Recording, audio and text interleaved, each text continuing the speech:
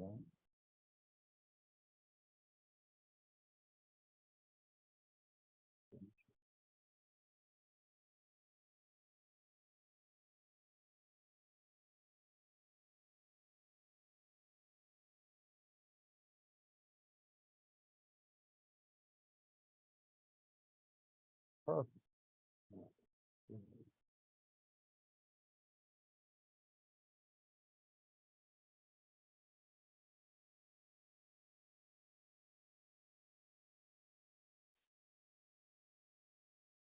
I think we're working. I think it's good. Good morning, everybody. It is session 15. This is Win the Seller. We did win the buyer yesterday. We are now in the transaction pillar of Ignite. If you're filling in important dates in your calendar, just a heads up that we will do the next full session of Ignite. We used to teach this every other month. And that got brain damagey, and then COVID hit, and then the region stepped in. They're like, we're going to do it as a region. The region was okay. I'm going to leave it right there. Zoe and I struggled with the fact that we were dependent upon other market centers stepping up and delivering the content the way in which we would like it delivered on a regular basis. It became a little bit of an unmitigated disaster. So we decided we're just going to go back and play in our space. So that's what we've been doing as of late. And we also decided delivering every other month also develops a mindset that, oh, I'll just do Ignite next month, the next time it comes up. So we are delivering it quarterly. We are not going to, Zoe talked me out of this, and I appreciate this about her. We were going to do it again just after the 4th of July and run it July through August. And she made me sit and think for 10 minutes about what that would look like. And she's like, maybe that's not when people want to be in a classroom. Monday, Wednesday, and Friday. Yeah. Tim's teaching really fast and he's carrying his putter. What's going on? So we are going to bring it back in September. We're not going to wait till fourth quarter in October. When everybody gets back into school, the next full live version for the Market Center is going to be September and October, because we're going to continue to do Monday, Wednesday, Friday, leaving Tuesdays and Thursdays for Fight Club. And in between that, I do believe next month in June, I'm going to offer earlier in the month. We haven't nailed down the date yet. There's a great class called Quantum Leap. And we are going to offer that. That's basically, I'm going to just call it Gary's love song to real estate. It's the conversation about the whole person and how we discuss over the stages of all of our life, that work-life balance, that's a complete joke. It's not a thing. There's no such thing as work-life balance. It's work-life counterbalance, right? If you were here with Matt Erdman the other week, he talked about that. Quantum Leap will be coming up at some point during the month of June. That is a full day class. And then June 29th, which is a Thursday, we're doing halftime business planning clinic. Normally we do business planning clinic in the fall to get you ready for the next year. We will do that again starting in September. And we usually do September, October, November, December. And we push it all around the footprint. What we also know is people make grand plans for 2023. And by the time we get to 4th of July weekend, I'm like, how are your goals? They're like, I don't know. I wrote them down in November. And then I think I ate a sandwich on top of the paperwork and threw it out because I got some Italian oil, I got some olive oil on it, and I just threw it out. So if you've ignored the notes from Business Planning Clinic, if you've ignored your goals from last fall, we're going to hit a halftime reset button. That'll be in this room, in Portsmouth training room, and on the Zooms, Thursday, June 29th. Again, a full day class. Business Planning Clinic is a full day class. Both of those coming in June, both Quantum Leap and Business Planning Clinic in June. Not sure on the Quantum Leap date, Thursday, June 29th for Business Planning Clinic. We will get Bradley and more Movement Mortgage involved. There will be food, and I'm sure afterwards there might be cocktails at a local watering hole if you're available. I will make myself available, that is for sure. I will be thirsty after class. I already know. Perfect. Yeah, Miles already booked childcare. I love that. Just put it in the calendar. So let's get started. Today, we're going to talk about A sellers. Yesterday, we talked about A buyers, or Wednesday, I should say. Getting the appointment, the pre-listing packet, the listing appointment, the listing agreement, and then we'll hit some recaps. My goal is to get you on your way by 11-ish. And if you look at that slide deck, that looks very similar to Wednesday's, right? It's the same pathway. It's just a different side of the conference table, that's all. They're sellers now. And this is where I want you guys to focus. I was talking to one of our growing agents. Her name is Allison Burge. She is a member of Haven Homes. And she, in her role with Haven, is a buyer's agent. And I appreciate that. I told my Matt Rivard story the other day. And I understand we have designated roles on some teams, and we have titles, and we have things on our business card. I want you guys to hear me when I say this. And if you've got a rainmaker or a team lead and you're like, and they're telling you, no, you're a buyer's agent, I also know they wouldn't fight you if you showed up with a listing appointment. So that being said, no matter what your role on your team in real estate, I want all of you to be in pursuit of listings in service of our buyers. I use a lot of food analogies, right? Fat kids and bear claws. If we owned a bakery, we need to make sure we have enough bear claws for all the fat kids. Because most people on planet America that are running real estate business right now have a lot of signed fat kids, and the fat kids want bear claws. Our industry is starving for the commodity that it needs to survive. Nobody in real estate today has enough listings. Nobody. There is a national shortage in active listings. And I know everybody uses the I word. I don't like saying inventory. Inventory is every house in America. Dragging it to sale, dragging it to the end of the driveway and throwing a price tag on it, that is an active listing. That is a signed active listing. We need active listings. There's a ton of inventory. We need to make them active listings. So again, every real estate agent on the planet should be in pursuit of listings in service of buyers. This is why I use analogies. If a fat kid with a 50 walks into your bakery and your glass case is empty, said with love as your coach, you're useless to them. And if you have what it takes, and you do, why would you not go out back and make more bear claws? We make bear claws in the morning so we can sell them in the afternoon. We grow our business in the morning so we can run our business in the afternoon. The irony that I'm sitting with another restaurant person. Yes. We have so many people in our ecosystem that come from hospitality, that come from restaurants. Even your finest restaurant that doesn't open till 4. They don't do breakfast, they don't do lunch, they only do dinner. When does the staff show up? Yesterday. They got here yesterday. Right? Now, there's a lot of cool shows on TV that show the behind the scenes. You must be watching Bear. Oh my God, so good. If you're, I'm already off track. Welcome to the show, everybody. If you are watching FX, look up The Bear, a phenomenal show about restaurant life. And this kid who leaves his family. He's all over the world working with Michelin chefs, and he comes back to take over his family's crappy, shardy roast beef stand. And now he's starting season 2 is going to be great. Anyway, the staff of the restaurant gets there stupid early. You don't see any of that. All you see is the remarkably plated delivery and presentation at your table after you've ordered. It doesn't happen overnight. And the frivolity and the energy and the bullshittery going on backstage is everything we do before 12.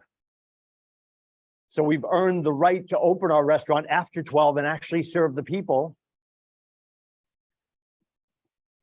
what they expect when they come to our place of business. Gary Keller from the MREA book, while leads are vital to your sales business, seller listings are critical to your ability to build it to its highest level with the lowest costs and highest net. They who have the leads have the business. They who have the listings have the income. You can determine your level of business by how many leads you have. When you convert those into listings, you control your income. And I appreciate, Tim, I want business right now. I got it. I get it. Awesome. If you have a signed buyer that is signed into business with you, a signed buyer's agency agreement, because you'll never hear me ask you if you have active buyers. I want to know if you have active signed buyers. When you have an active buyer,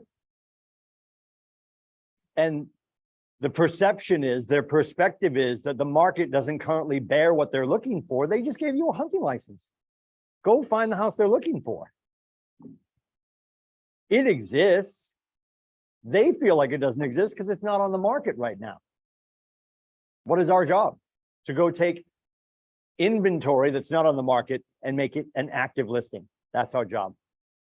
And Gary says it right here. While leads are vital to your business, seller listings are critical to your ability to build it to its highest level with the lowest cost and the highest net. You make more money because I get to pick the zip code in which I want to work. I get to pick the kind of neighborhood I'm working in. I get to pick my marketing fee. Because when I show up as a buyer's agent, I'm subject to whatever the decision was between the seller and the listing agent. I have to work with that math. I can defend my greatness when I go to the kitchen table, demand my 6 apples, and then I have the ability to disseminate that as I please, right? And I know a lot of people are going to grab 6s, and they're only going to share 2.5 or 2. As your coach, I want you to kill people with kindness. If you get a 6, give them 3. And I want you to definitely do that with the person across the street. That the last time you worked with them, they didn't support your commission. And what I mean by that, and this is exactly how we ask this question, when we're on the buyer side, and I'm calling Miles and saying, hey, Miles, Tim Lindsay, Keller Williams, I've got the Dickies. They want to see 123 Main Street. Could we see it tomorrow at 12:30? Miles is like, sure, Tim. Awesome. Looking forward to it. Hey, Miles, I also noticed in the MLS, you've got buyer agency compensation at 2.5. Are you able to support 3? And I can only in integrity ask that if I have what? A signed agreement that says 3 on it. He's so beautiful, isn't he? There it is. Pedro Mech, everybody. Pedro Mech. I was just looking at head counts. It's Friday, dude. Cinco de Mayo. Cinco de Drinko, baby. Pedro's coming to look at. So now he's gonna go yell at everybody that should be here, right? God bless him. We can't ask for commission that we don't have already signed. We cannot do that. So again, with the language, when I'm asking somebody about this, we're a little off track, but this is vitally important. When you're setting the appointment for your buyers to go see the property, and I confirm with Miles that we can see 123 Main Street tomorrow, Saturday at 12:30 p.m. And he's like, cool, awesome, see you there. Hey, Miles, real quick, I also noticed, because this is historically going to be the case, I also noticed in the MLS, you have buyer's agency supported at 2.5%. Are you able to support 3? Or you're offering 2.5%. Are you able to support 3? That's how you ask. You don't ask if you're splitting. Because that question, if he answers it, tells you what his agreement is with the seller, which is tortious interference. We can't do that. All you can ask is if he's able to support your 3.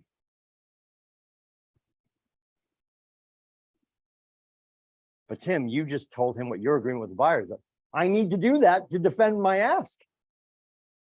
We can't ask if we're splitting. And you hear that language all the time. It's terrible. Don't do it. I used to say, because who cares, just to be hyper clear, my agreement with my buyers is for 3%. Are you able to support that? Historically, what am I going to get? No, Tim, 2.5 is the best I can do. Awesome. Email as soon as I hang up. Hey, Miles, thanks for taking my time, taking some time on the phone today. Appreciate that you can meet us tomorrow at 12:30. at 123 Main Street. Thank you for confirming you're able to support 2.5%. Set in stone. Thank you for confirming you cannot support my 3 and can only support 2.5%. Because when the Alta statement shows up, which is too freaking late, what comes before that? The commission statement. Couple days, maybe 20 minutes before closing, the commission statement comes out. If that 2.5 is now a 2, I have writing that we discussed and confirmed 2.5. And especially if it says 2.5 in the MLS, it shouldn't change. If you were feeling frisky that day, you're like, yeah, Timmy, I can support 3. And then you don't. Nate beat this into me. You call and you say, hey, Miles, it's Tim Lindsay. Hey, I just saw the commission statement. My apologies. Did I let you down somehow? Because back on Cinco de Drinko, we discussed 3%. You said you were able to support it. I'm looking at the commission statement. It's only showing 2.5. We're now showing 2.25. The point of me saying everything I'm saying is we do not ask if we're splitting. You can't ask that because you're going to find out what the math is and the agreement is between the seller and the listing agent. And I guess to be hyper clear, because the question truly is for the seller. I see in the MLS that you're showing 2.5% for buyer's agency. My agreement with my buyers is for 3. Is your seller able to support that? Because it's not really, it's an agreement between the listing agent and the seller. You're asking the listing agent as a conduit to the seller. We spent a lot of time on that. When your professor in college says something 7 times, write it down. It might be on the test later. Awesome. It will be on the test later. And let me go a little bit deeper. Tim, you're confirming commission when you're booking the first showing? Yes. Absolutely. When are you going to do it? After the closing? You're going to fight about it then? And it's not fighting. What am I also doing? If you've never met this listing agent before, I'm also showing them how I'm going to continue to show up. They're hanging up saying, oh my gosh, kid's on the sticks. He's probably going to earn 3%. Maybe I should change my mind, right? I've heard people say, I feel like that's a little too soon. The money I'm bringing home to Janina and the boys, is it too soon to find out about that? Because it could definitely be too late.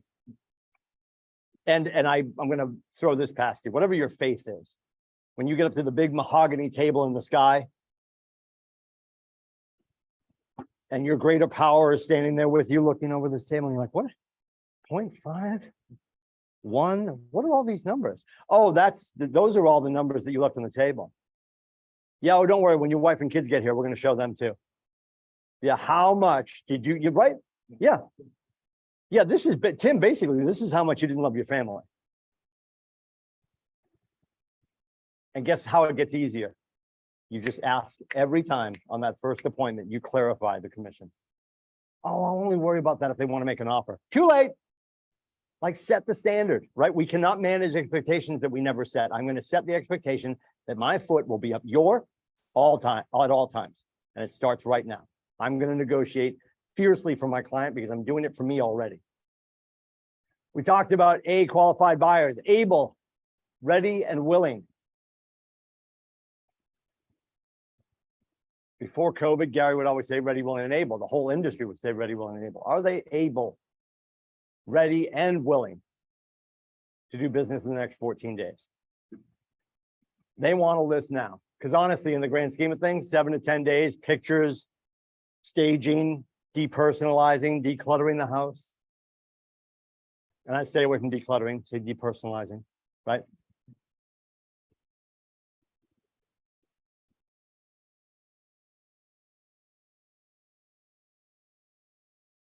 This is in the red book. I think our agents of a certain age, talking to me, I look at this and I think of Link, Zelda, right? one of the million triangles in the Legend of Zelda. Yes. Yep. There it is. New game coming up, by the way. I only know this because I've still got boys and they care, right? My youngest Cameron's like the Tears of the Kingdom or something. little one's getting excited about it. Yeah, I think it comes out next Friday, right? Yeah, it's a week from today. It's funny, video games sidetrack. Sorry, guys. Video games used to always launch on Tuesdays. Remember that? 1,000 years ago. Now they launch on Fridays. Now they're $70. So fun to get old. Anyway, back to the show. The 3 L's: leads, listings, leverage. Notice it doesn't say leads, buyers, leverage. Tim sounds like he doesn't like buyers. I love buyers. They are, write this down, it'll be on the quiz, a necessary evil. They're part of the transaction. I want you guys focused on listings. Every agent, no matter your role on your team, is in pursuit of listings in service of buyers. Leads, listings, leverage. My concern for you as you grow in this business, and it will happen, so take time to reassess after every closing. You guys start bouncing between lead, listing, lead, listing, lead, listing, and you never stop to visit the leverage you might be building for yourself. How much revenue have you created? Is it time to hire a virtual transaction coordinator? Is it time to hire a VA? When will it be time to scale? And I'm not talking about tomorrow, but I'm talking about making sure you keep an eye on your leverage. And as an agent in our ecosystem, there's a ton of leverage available to you yesterday that you might not be using. Because your friends in the barren wastelands of other brokerages don't have constant education, don't have brokers that are meeting today at 1 o'clock on Keller TV to talk about the forms. We just had somebody, and this is a great point because I talked about this on a quick start this morning. I always refer to us as the spoiled rich kids of real estate. If you've only ever been here, you're lucky. I have that same problem. I only ever worked here because I trusted Nate. It's worked out, thank God. But if you've only ever worked here, you don't realize what isn't happening everywhere else. And that even goes inside of the KW system. We just had an agent join us from a KW inside the state that wasn't us, and she feels like she's at Oz. Scratch that. She feels like she's at Willy Wonka's chocolate factory. She's like, I've had more interaction in 2 weeks with the brokers here than I had years with anybody over there, right? And that complacency can seep in because you're like, well, I got JB and Westcott on Mondays at 1 o'clock, Fridays at 1 o'clock. I've got Westcott's number, 603-234-2589. I've got JB's number. I won't give that out. I'm in fear for my life, but I have it if you need it. Call Westcott. We got contracts on Wednesday. Like, I'll go next week. I'll go next week. I'll go next time. It always turns into that. Make sure you're looking at the leverage you have here as an agent and take advantage of that. Leads, listings, leverage. They who have the leads have the business. They who have the listings control their income. And that gives you the leverage that you're looking for, that most of us are looking for. There is an ability. I think we get stuck in our heads. Well, I got to build a big team. No, you don't. We have a lot of agents that are going to be solo artists with operational support in the background that will never build a team. Successful agents right now that have a brand that might sound like a lot of people. Capstone Group. One guy with a beard that might play golf later this afternoon, right? Melissa Lesniak, member of our ALC. She's probably going to help 70 families this year. It's just her with operational support. Whatever leverage looks like for you.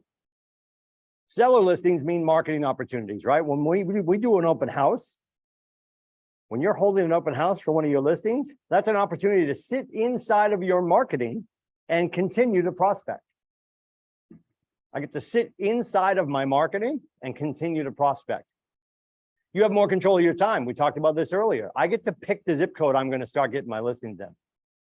I'm going to pick the price point I want to work in. Even if you have multiple listings, you still know where you're going. You start working with a buyer, especially if they're relocating. The Lindsays are coming up from Chelmsford, Mass. Well, we think we want to look in Kittery, maybe York, maybe Bar Harbor, maybe Keene, maybe Colebrook, maybe Boise. Like, they want to look in 30 different cities. Where are you going? All those places, unless you have a good conversation with them and really drill down, you're gonna be in your car driving wherever they want to look unless you start to control the conversation by finding the property for them. It's not bad. Is it the highest and best use of your time? When we control the listings, we have more control over our time. Seller listings maximize your per hour compensation.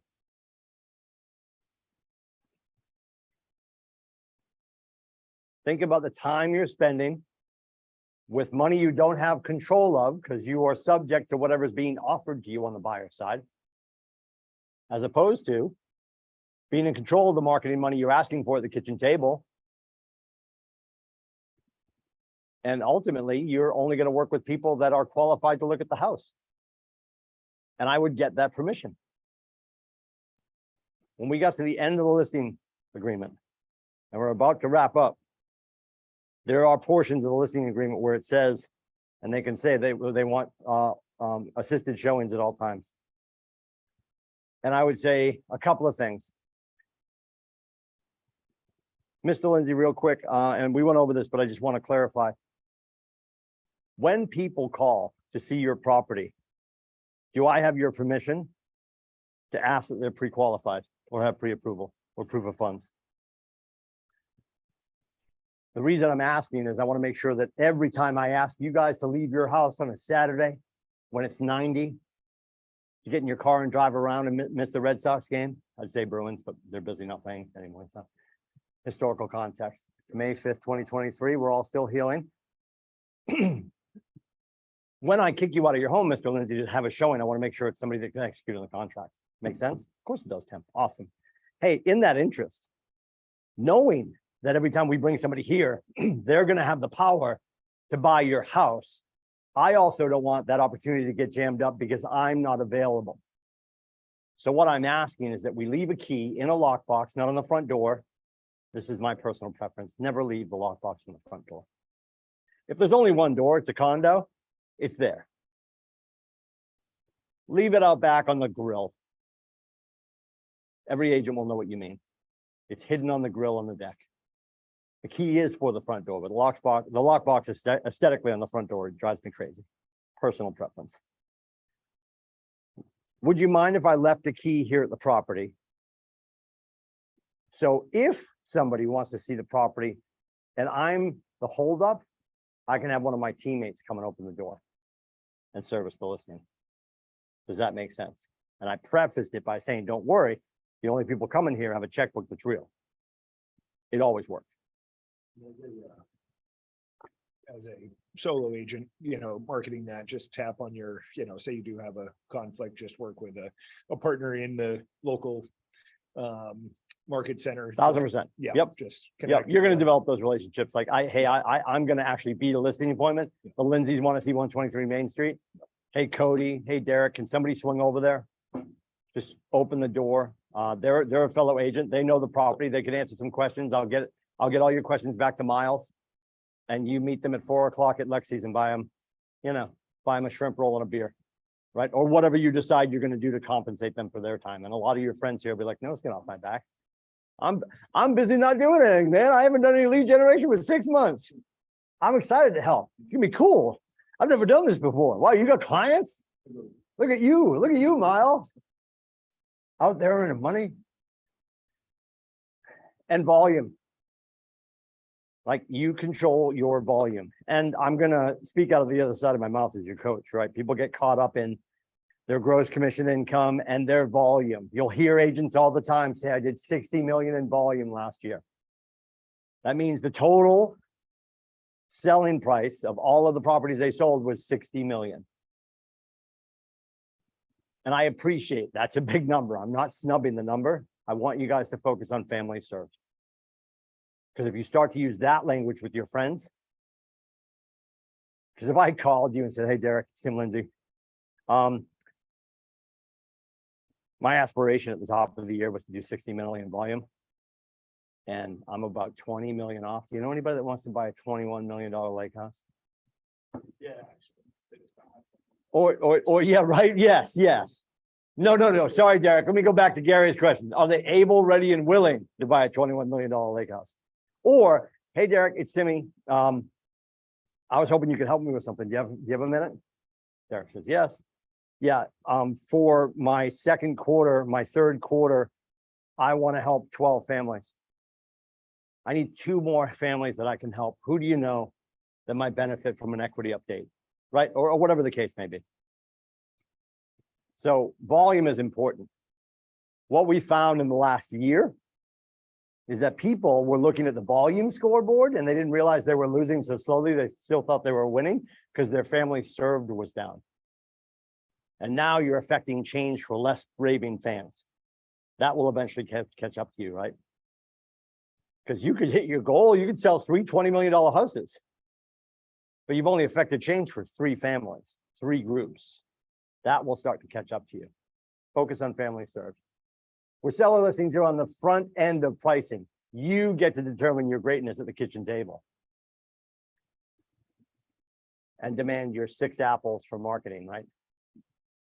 Properly marketed seller listings bring you more business. And again, Nathan will make fun of this. People will say, oh, my marketing sold all my houses. Well, it was COVID sold all your houses. Everyone was moving. You priced it right. You almost couldn't price it wrong during COVID. Let's start there. The great Troy Williams in York was just like, dude, I don't even know what to tell people anymore. Like, whatever you want. Like throwing pasta at the cabinets. Like, let's, whatever. Just sign here. Let's get this thing going. It's going to sell. You're going to net more than you thought. I don't know what to tell you. Because we didn't, because it was just crazy town. And we were dealing with 2.9%. It was like a bad 80s drug film. It was like less than 0. And like, and the sun never came up. So, but here we are. The sun is up now, right? So back again, we have a 7-step seller system, just like we did with the buyers. And Zoe talks to you guys about this all the time. Great with the leads, great with the phone calls. Are you converting them to appointments? And it's not going to happen overnight. You're not doing something wrong on the first call because they didn't say, oh my God, come over and list me. But are we having enough questions with the people that we know are in our pipeline that are absolutely close to making that decision? Are we not asking the question that peels the onion enough to get them to conversion? Then the pre-listing comes, just like your buyer presentation packet that you send over ahead of time, should you choose to, and we showed you that in command. There's a listing presentation with the needs analysis, with the pages that are white and black, emotional and logical. You'll see one with pie charts and bar graphs, another one with the family hugging each other. One's logical, one's emotional. And it's all plug and play, just like the buyer one. We'll show you that in a second. The listing consultation. You've done a lot of this work ahead of time, but then you're going to sit down and talk to them more. Your pre-listing packet answered all the FAQs, your facts, the frequently asked questions. At this point, they know who you are. That pre-listing packet told them why, or solidified why you're the right choice. Some people send over the property disclosure ahead of time. Back in the day, we would get there for the appointment and we would have them fill that out at the kitchen table while we toured the house. People would push back quite often and be like, yeah, I actually want to walk around with you for that. Because the bathtub upstairs, the fuchsia bathtub, that's important. My grandmother carried that back from the war. So I want to tell you about that. Completely appreciate that, Mrs. Callahan. Here's why I'm going to walk around by myself, if you allow me. I'm going to view the property unbiased with buyer's eyes.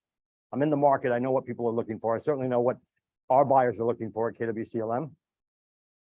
And then when I get back and the property disclosure is filled out, you can take me on the personal tour because I do want to learn the stories. I do want to be able to explain this as a home, not a house. And that's the benefit of working with us. And we talk about this all the time. And it sounds like a benefit to only you. It's a benefit to your client even more. Adam Dow says when he does his listing presentation, he spends a lot of time on this portion of the conversation. One of the unsung heroes of our business model is your listing, your lead. So when somebody's on uptime, and I trust somebody's on uptime right now, when a phone call comes in about 123 Main Street, Any of our call coordinators are going to vet that. And when it belongs to somebody in our ecosystem, the call goes to you. You're listing your lead. For some unforeseen reason, here at 1987, I don't know how somebody's in front of a property that's not ours, but yet calls us. It happens. So the call comes in, Derek's on uptime, front desk scans it, 38 Oak Street. It's a Coldwell listing. That's going to the person on uptime. Make sense? So explaining that to your sellers, and especially luxury in this area, if they were thinking about Sotheby's, they run the playbook completely different. Whoever answers the phone could run the whole deal. It's like, yeah, it's like Lord of the Flies over there. And I don't know how much they've changed their story, but it used to be wildly different. Here, it's going to go to you. So Mr. Lindsay, just understand when a call comes in about the property, it's not whoever grabs the phone. And once we're done here, with your permission, in the next couple of days, I'm going to bring my whole team over so I can show them and I can tell them the stories. So all of us are well versed about your property. Civilians are only going to deal with me and my team that know the stories and the history of this home. Does that make sense? And when you explain that to them, that's a huge opportunity that no other brokerage does. Nobody else does your listing your lead. Because they can't afford to. Because most brokerages, and yes, we don't have a lot of listings right now because the whole universe doesn't have a lot of listings right now. We still have more than most. There's a great group in the Seacoast that I affectionately call them Repost, because they actually take our listings and just repost them on the internet. Yeah, I forget what their actual name is, but anyway, I'm going to protect the innocent. I think you'll figure it out. Yeah. So the listing consultation continues. You're sitting down, you're doing the needs analysis, but you're ultimately, and Timmy Heil says this, his last name is H-E-Y-L. I want to say he's in his 30s. God, he might be 40 by now, still young. When he was teaching at Mega Camp a few years ago, he said, if you have a great pre-listing packet, you're showing up for the signature. There'll be very few things you have to handle when you sit down. And invariably, commission is going to come up because we've got so many disruptors in the marketplace right now that are giving their business away. And there's so many different ways to handle this. And if you're sitting down and you've already got the packet filled out and it already says 6 apples, and they push back, they're like, oh, really? Yeah, I've been talking to people. People are talking 5, 4.5, 4. You know, we've had this conversation. Oh, interesting. Hey, Mr. Lindsay, for example, the agent that offered 4, did you ask for that? Oh, no, they just offered that up. Huh, that concerns me. Because if that's how they're behaving and negotiating with you, how are they going to negotiate for you in the wild? I would always bring that up. Above and beyond that, I would always say too, hey, Mr. Lindsay, I trust you guys have flown before. Yeah. You see that little curtain between first class and coach? You know why that's there? To remind people in coach, they're in coach. When you fly with me and my team, you'll never see the curtain, it'll be behind you. So I can deliver a first class experience. I won't have to ask you if you want another drink. I'll ask if you want another Manhattan. Right? And depending on who they are, you use a different analogy, but the curtain in first class and coach, I use that all the time. Well, and in the grand scheme of things, I also appreciate, Mr. Lindsay, quick question. Are you concerned about my team's commission or your net? Well, my net, absolutely. And a lot of agents crush it with this. You do that net sheet. We'll have JB talk about this in the future. You run a net sheet with them. She talks about it when she does her absorption class. And you've already got your 6 apples baked in and they're still netting more. When you start to build your numbers and you can put yourself against everybody else in Rockingham County and say that your list to sell price, your list to sell ratio crushes everybody else. So the 1% they're giving away, I got to be honest, Mr. Lindsay, they're doing that to catch up with the rest of the pack. In which if you look here, yeah, that's my team. You're on the top of the list, right? So you start to build that math and tell that story. That's not bragging. That's just the truth. If they're offended by the truth, maybe they shouldn't work with you. And there's a lot of different ways to say this, but Mr. Lindsay, if you're looking for mediocrity, maybe we're not your choice. Is there You were saying there's a net sheet, kind of a basic outline for running that down. I haven't seen something like that yet. Yeah, I guarantee Pedro has one. Yes, right. And you're doing the debits and the credits and all the things that run through, and you're factoring in your math, and they're still going to net more than. And you also, part of that is making sure that you're listing them properly. And you show historically, right? Because they're going to start to see, well, they closed here. Well, yeah, they closed here, but look where they started. They came back to this number. And other people, because when you after it's documented, you can show where they started. Gary said, stop calling it the listing price, it's the initial marketing price. Right. And the best time to get the best time to get them to agree to the first price drop is before you sign them. Because you're going to walk in and you run the math. Mr. Lindsay, the success window is somewhere between 660 and 680. But you don't say that out loud. Like, oh, we really want 750. Right. I might not get them back into the success window, but I'll say, hey, listen, we're a team. I'm willing to start with your price. Are you willing to come down a little bit? Right? Because the next move we make, Mr. Lindsay, is going to be the last move. And I'm not saying you're wrong, but based on the market data, not my data, not yours, Mr. Lindsay, the market data, I'm concerned that we're north of the success window. But again, we're a team, so we're going to start there. But in 10 days, when my phone, I wouldn't even say if, in 10 days, when my phone doesn't ring, or after 10 showings, when we have no offers, you agree that we're going to move to the success window? Awesome. And you document that. People put that in the contract, right? And then it just happens. It's agreed to, it's signed. If you can get them to move their number before you tell the public what the number is, you're already ahead of the game. But talk to anybody here that's successful. If you are the kid on Friday that walks it down, what's the whole market going to do? Be like, Derek, watch this. It's almost noon. Lindsay's going to drop his price again. Yeah, it's May. The Joneses and I, we're waiting for August 13th. It should be right where we want it. Based on my calculations, this idiot's going to walk it down $5 grand a week. And chasing the market down, just light yourself on fire. I mean, and we all know that they don't want to hear this, but we also know what works. And I talked to you guys about the kid out in California, right? The 10-day blitz. He starts at or below market price, and it always nets up.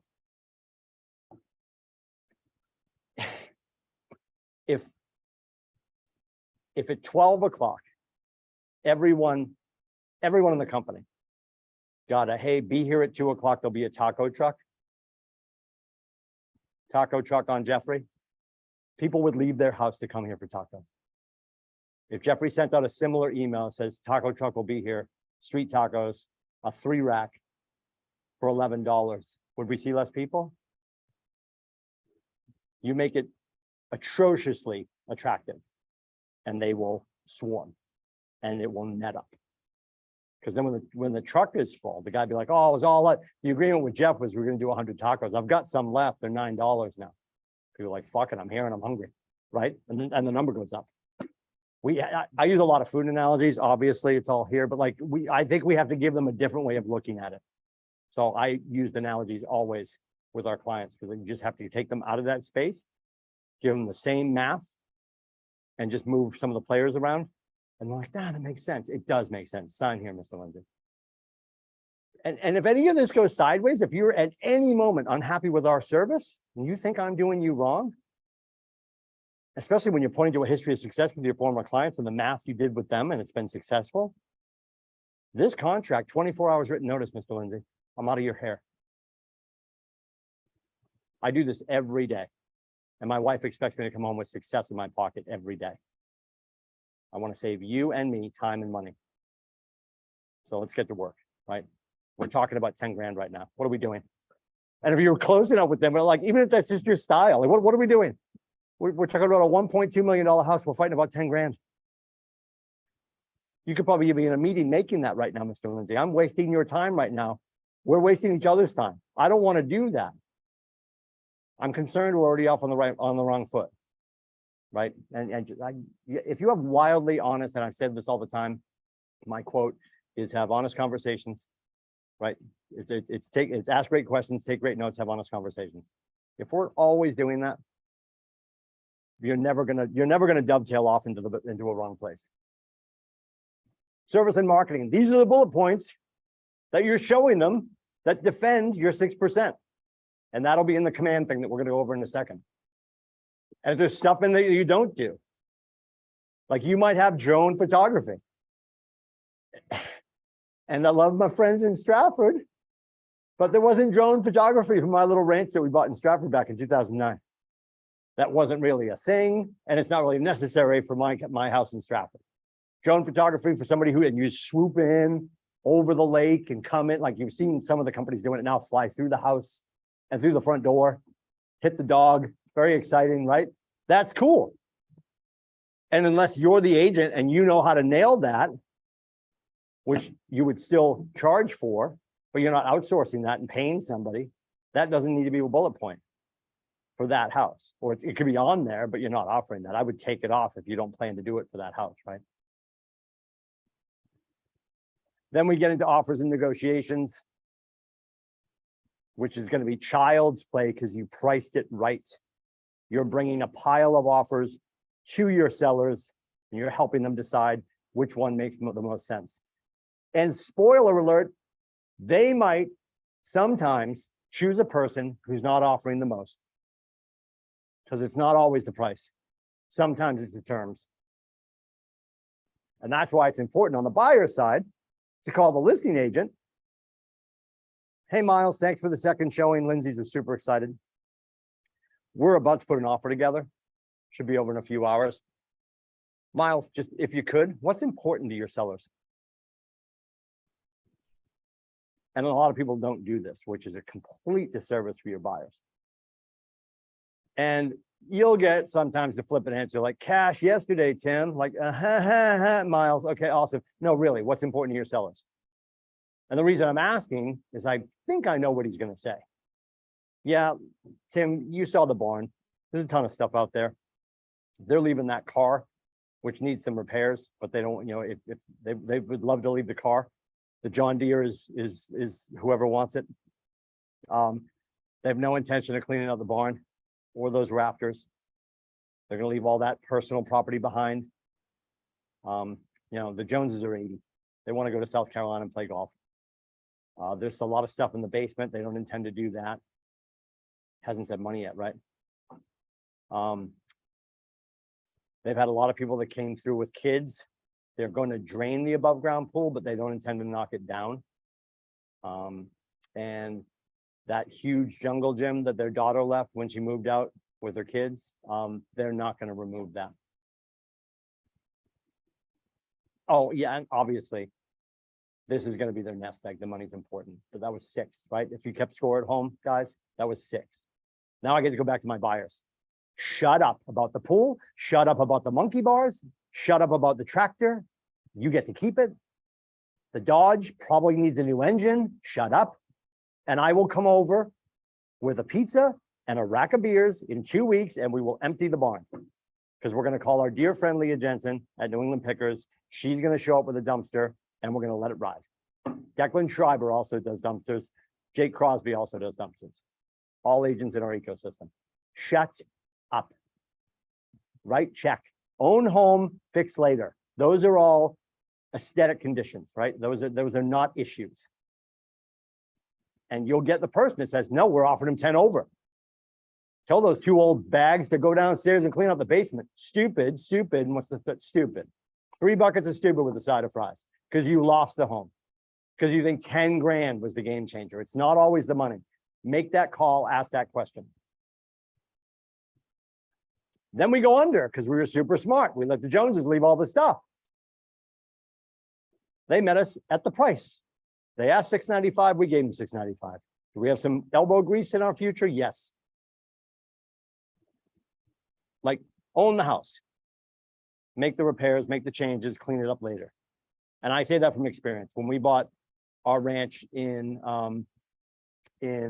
Stratford, the Saunders were moving out. Their daughter and her 2 boys were already out, and he was legally blind. They left the John Deere behind for us. We got a phone call from our agent asking if we wanted they had these huge, heavy, light blocking black velvet. It was like Elvis's retirement home. It was terrible. And I remember first walking in, we're walking around, and you could feel under your feet. They had little dogs that clearly didn't always get out. You could sort of smell it too.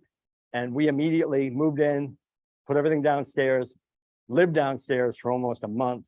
We had Blyers and Dover come in, and I think we still have an agreement with them. They ripped up everything and we put ash down. The whole main floor is all ash. And that was crime solved.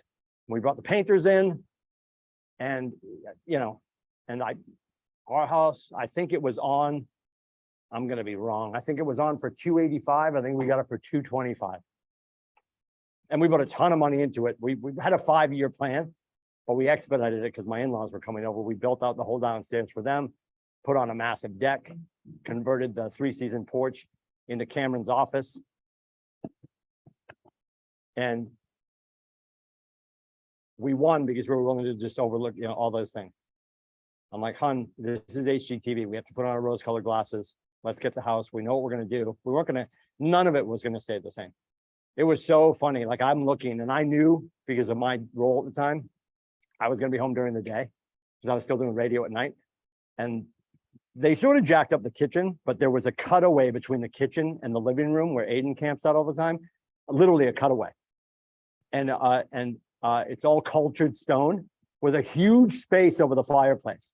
If you're a guy, what do you see? What is there now, which is a 75-inch TV? They literally, she sat out there. Mrs. Saunders sat out there. He would sit out front. There was a TV out in the front room, which we like our Christmas tree room. And over next to it was these horrible cabinets we ripped out and replaced and painted into the hearth. She had this little tiny wristwatch television that she watched. And it was like, first thing we did. It's like, oh my God, how do they not have a TV? Then I'm like, well, they're 80.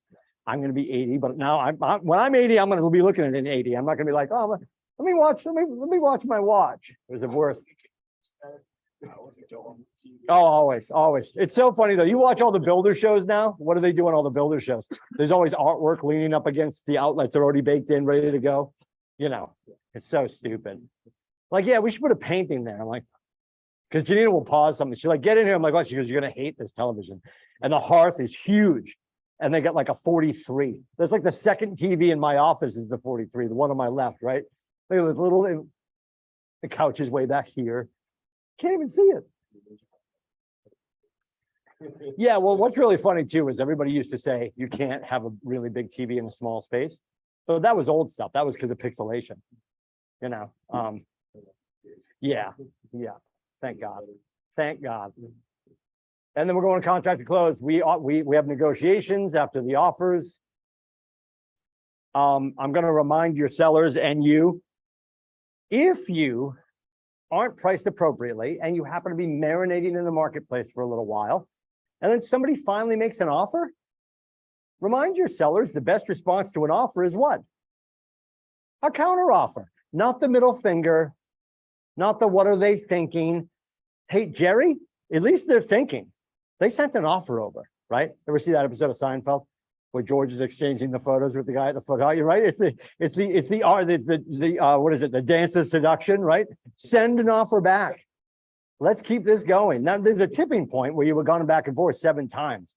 But if you haven't had an offer and somebody finally makes an offer, encourage your sellers. You have to do what they want to do, but encourage your sellers to make a counter offer and keep the conversation going. One of my close friends, his first investment property up in the Lakes region. I was working with Randy Parker from Maxfield and the deal fell apart. Everybody's ego got in the way. And I love my friend Chad. Hi, Chad. His ego got in the way. And Nate and I were at a training like weeks later and Randy Parker calls. And Randy Parker is just like, everything's a whisper. Like, hey, Tim. Hey, it's Randy Parker. How are you? Good. We should get these kids back together. And we literally, like, God bless him, because he was a veteran. I was like in my freshman year. I had no idea what I was doing. He's like, we should get these kids back together. They still looking? I'm like, yeah. He's like, my people are still waiting. I'm like, all right. And they bought it. Yeah. And yeah, we got it back together. Got it back together. Got the kids talking again. Sometimes you need to take a break. But I think right now, if people are shopping, reality is going to set in pretty quickly. There's not much out there. And if they find the house they're looking for, we've got to make sure they stay in the conversation, keep their heads about them. I did say, I share this story all the time. Chad's the one that I'm talking about when I tell the story. It was with him first. and I knew I could say it to him because we're really close friends. Dude, at some point during this transaction, I'm going to tell you you're doing it, or that we've arrived. And it was with that house. And I explained incessantly line 10 in the New Hampshire contract about fuel. And I explained that. And he's like, we have to buy the fuel. We're buying the house. And I'm like, well, the fuel tank is private property owned by the company. And the fuel inside transfers at closing. It was in line 10, Chad. I was telling you. And you were sober. It was like the 7 minutes he was sober. You were sober when I told you, right? And I'm like, Chad, we're doing it. Because invariably they get to the end of the deal and somebody just wants the win. Their ego shows up. And like, you can have the win, dude, but you're going to do it from the comfort of your house and not this house, right? So he was actually, ironically, my last deal that fell apart. So I had accepted this role. I was on a showing with some other buyers. And the last offer that I had in was for a house. They finally scored a house up on Melanson Point, but they had an offer on a house up in Melanson Point in Molten Borough. And the girl calls me. She's like, hey, Tim. Yeah, because he was always so aggressive with his offers. And I tried to coach him out of it, but I couldn't. Yeah, they decided they're going to move in another direction. I said, I really appreciate your consideration and working with us on this because we went back and forth quite a bit. So I called. You have to understand my friend Chad, his wife Dawn runs the house. I know a lot of people can relate to that. So I call and I'm like, I'm totally going to kick him in the nuts on this one. I'm like, hey, Chad. He's like, what's up, buddy? He thinks this is going to be like the victory call. I'm like, hey, man. He's like, what's going on? I'm like, hey, you want to get Dawn on the phone? Yes. So he's like, Dawn, get on the phone. It's Timmy. She gets on. She's like, hey, Timmy. I'm like, hey, Dawn. Well, Chad, remember the offer you made? Yeah. I'm like, remember you wanted to save $15,000? He's like, yeah. I'm like, guess what? We saved $785,000. They went in another direction. All I hear is, Chad, you mother, click. And I know at that point, pots and pans are flying. Yeah. You remember you wanted to save 15 grand? Like literally a $785,000 house. What are we doing? You can't fix stupid. So anyway, I mean, in the grand scheme of things, though, they got another house. It's worked out. It's beautiful. They're happy. Yeah, that was really funny. And I called my wife. I'm like, just call Dawn and Chad. That blew up. She's like, okay. I'm like, I'm leaving my last closing. She's like, how do you feel? I'm like, it's pretty weird. Pretty weird. Pretty strange. And then, of course, contract to close. The conversations we have. This is where you want to make sure that you are in lockstep with your closing company. Our dear friends at 4 Points, Jenny Kopp. If you guys haven't met Jenny Kopp, she's a rock star. We love her. Your lender, Bradley, whoever it is, whatever the title company is, and whatever the lender is, because more often than not, you are working with a lender because you're moving your sellers onto the next buy, right? So we want to make sure all those dominoes are falling appropriately. Now, don't forget, as the seller, the title company is the choice of the buyer historically, right? But we want to make sure that they understand everything they need to bring to closing. We want to make sure that our sellers, who are also buyers, and our buyers who might be first-time buyers, don't do anything in that window where their credit's getting scraped. After the pre-approval, if they're getting financed, there is a employment verification window. So they went under contract on the house. She can't wait to quit her job, or he can't wait to quit his job. Wait until after, this will be on the quiz later, wait until after the closing. Because when they call Liberty Mutual and say, just calling to confirm, Nate Dickey still works in the IT department at Liberty Mutual. Oh, last Friday was his last day. Huh, but his salary factored into the math that made them valid. That doesn't exist anymore. What was her salary? More, but half of what they needed to have the debt to income ratio to buy the house. Guess who's not buying a house? Hi, Chad. Want to get Dawn on the phone? You're making one of those calls, right? Don't do it. Or they're so excited they got the 2-car garage. He went out and bought a truck. I've always wanted a truck. It's $90,000. Heated seats, it makes breakfast. Well, you better love it. You're going to be living in it. Don't move. Don't fart during that window. And your buyers have to have that hammered into their brains. And your sellers, because most sellers are moving too. You can't do anything creative with your financing. Listen to your lender. Eat ramen. Don't sneeze wrong in that window. How do we convert our A sellers? Respond right away to lead inquiries, right? They want to get in business with us. We want to list our house. We're interviewing people this weekend. That doesn't mean, can you do Wednesday? Get there this weekend. Don't do it when you're missing your son's t-ball game. Don't do it if you're missing your own wake. But get there, figure it out. We're getting all their valid and complete contact information. This looks just like the buyers, right? Determine their motivation to sell. We suffer this every friggin' spring. We just want to see if we can get our number. And right now, it's still a seller's market. They're going to do okay, but they're not going to be as flush as they were because people are now factoring in interest rates. Because it's different. They talk to their friends. The Joneses bought at 2.9. Their interest in their principal were wildly different. But most Americans rarely look at the lump sum. They don't look at the life of the loan. They're not looking at the big 30-year number or 15-year number. They're trying to figure out what are their carrying costs per month. Just a quick question on that.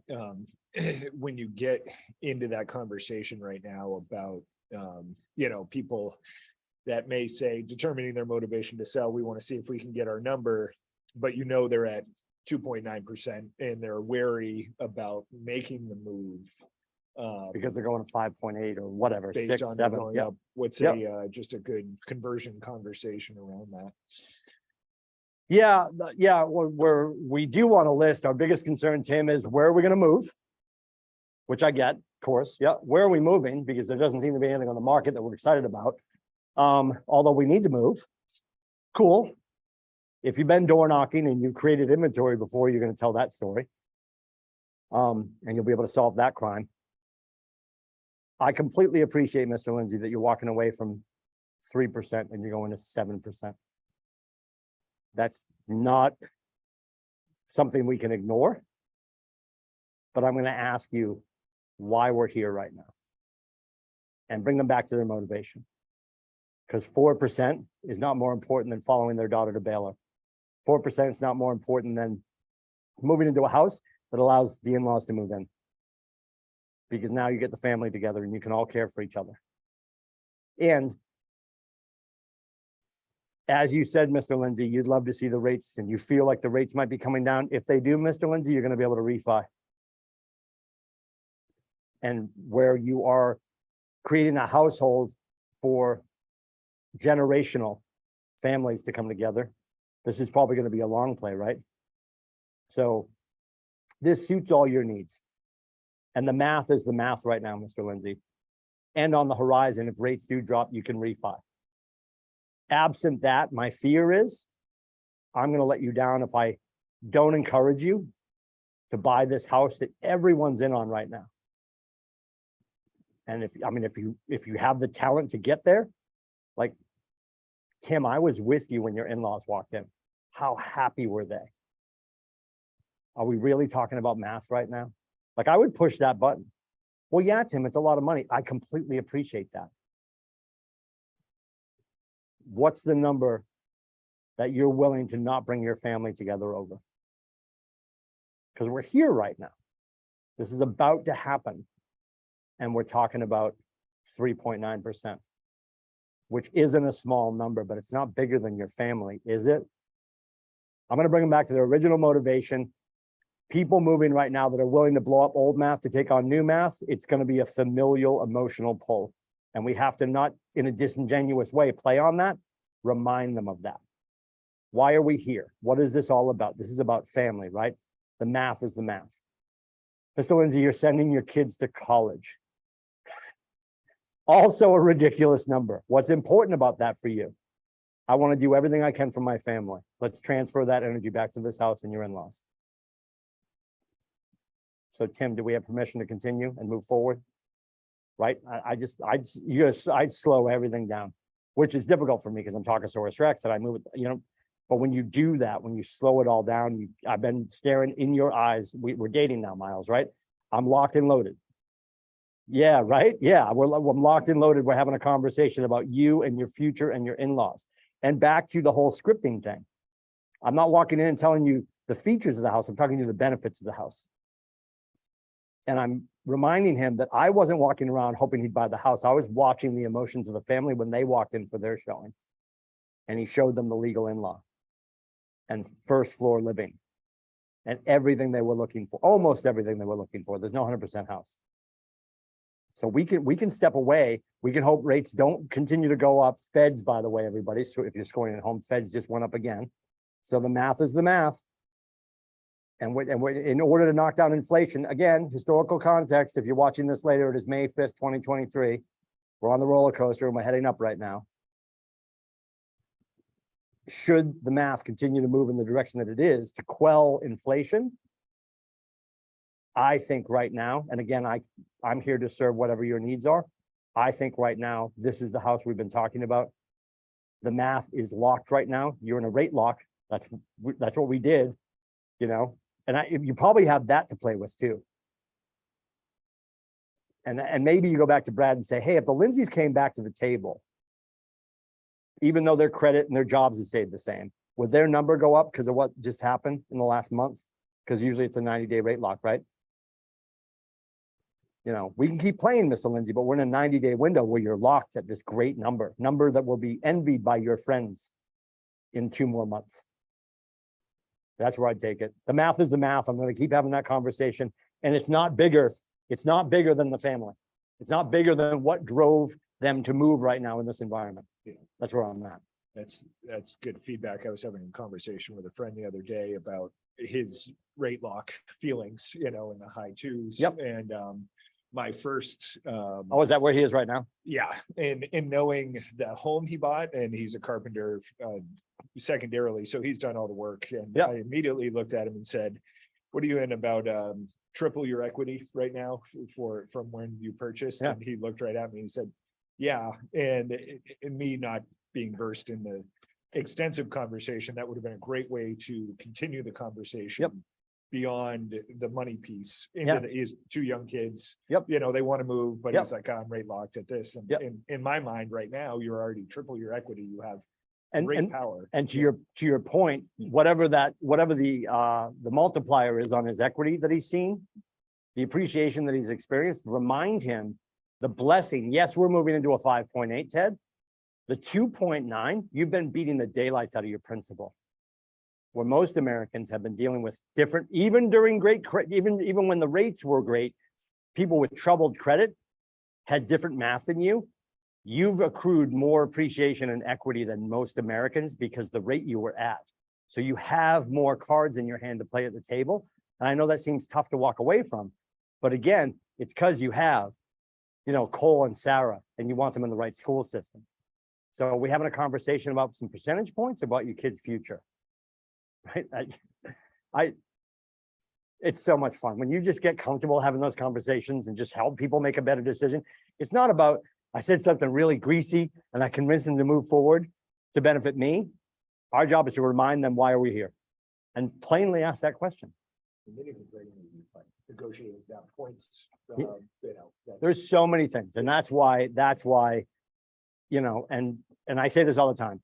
When I talk about 4 points, when I talk about Bradley, our market center has a relationship with both of those entities that benefit us as a company.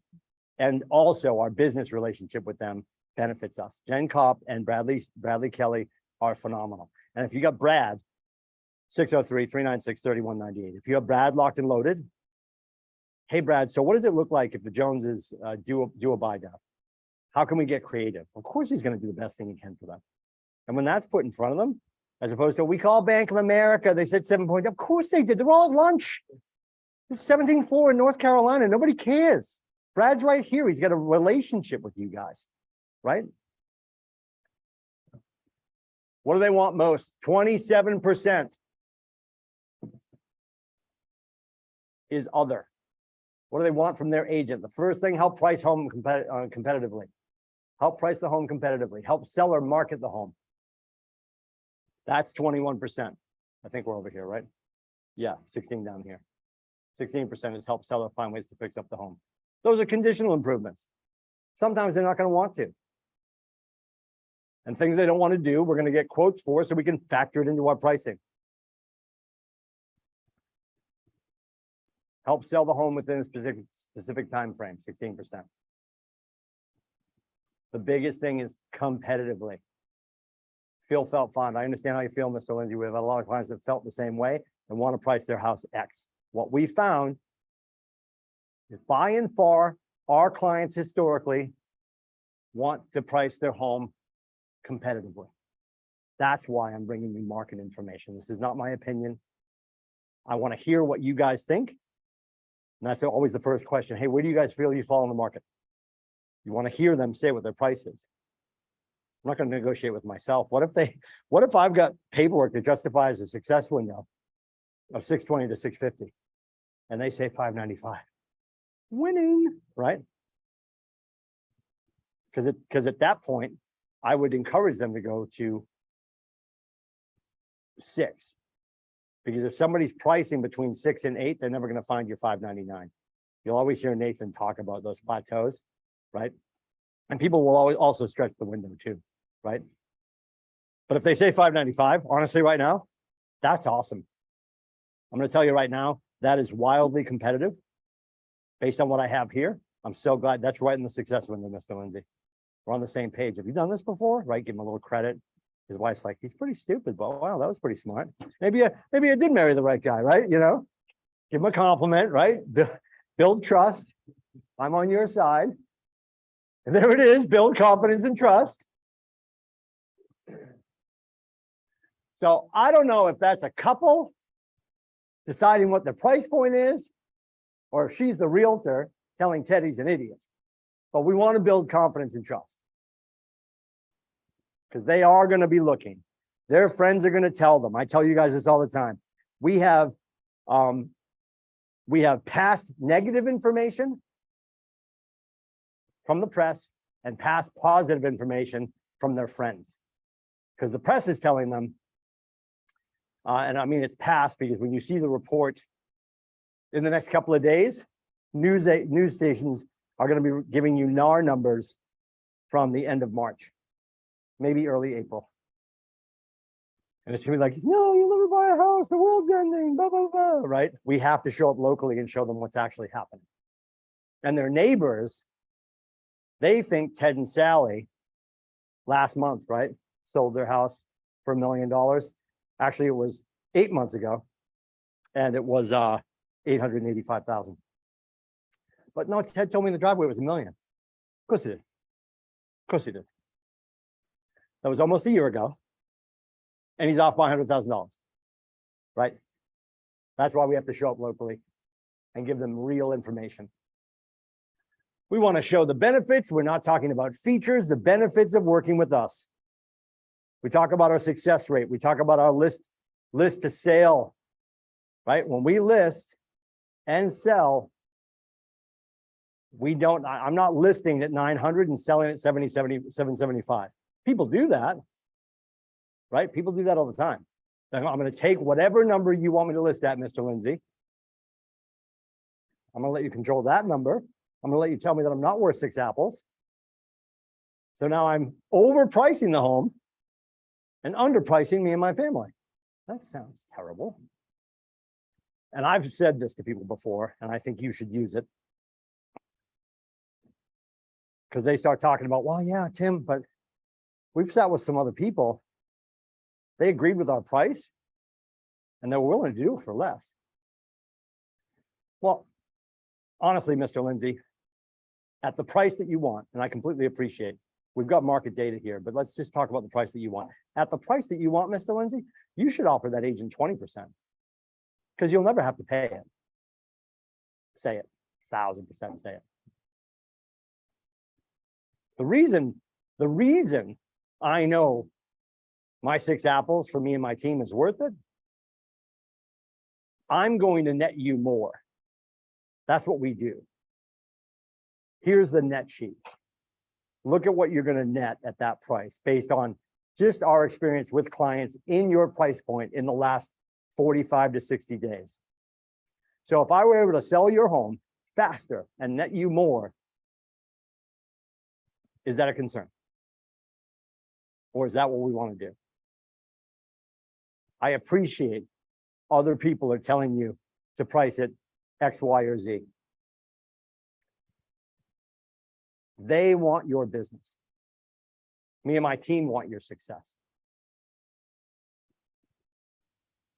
So the price point that the market is dictating right now is this window here. If you're going to price it where they want to price it, you should offer them whatever you want, because you won't end up paying, because nobody's coming for that. But if they lose time and you have to chase the market down, your price is going to get close to their commission. Then both of your numbers are small, right? If your number is big and my number is big, are we good? Because again, this is about your net, not our commission, correct? Because we're having a conversation about 1%. But we're talking about following Katie to Texas so you can live close to her when she goes to Baylor, right? That's why I'm here, right?